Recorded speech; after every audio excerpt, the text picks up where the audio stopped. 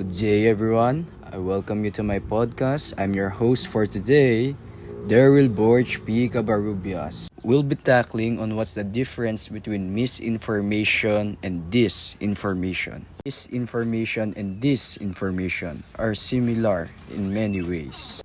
One thing about them is they both spread false information. The only difference being misinformation spreads false information regardless of intent, while disinformation, the main intent is to cause harm to a person, organization, or anything else. Particularly in disinformation, it is highly frowned upon as it is used to deceive those who are vulnerable for personal gain and selfish intents. It is a way for those at the top to manipulate people for personal, political, or financial gains. Disinformation is also as bad as it could also cause harm to others without the gain for other people, most of the time. So firstly, let's discuss why does this happen? Why does false information spread? One of the leading causes of misinformation is people tend to misinterpret a lot of things on social media or any type of media. In fact, people don't fully grasp the context of text that they are reading. For this information, one of the leading causes is malicious intent. People or organizations spreads false information for personal agendas. So moving on to the types, misinformation and disinformation could manifest in many ways. One of the main, gossips, of course.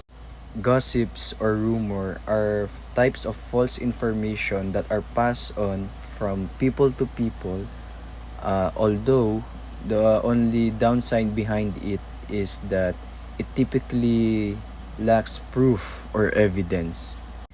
Second is conspiracy theories. These are typically speculations or assumptions. And lastly, which is one of the most prominent in today's world, selective media.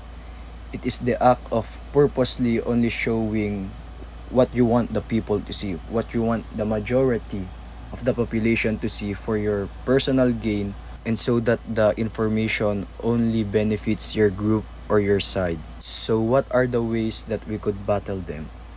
Firstly is by checking the reliability of news sites or websites that we gain information from. Secondly is holding those who are accountable.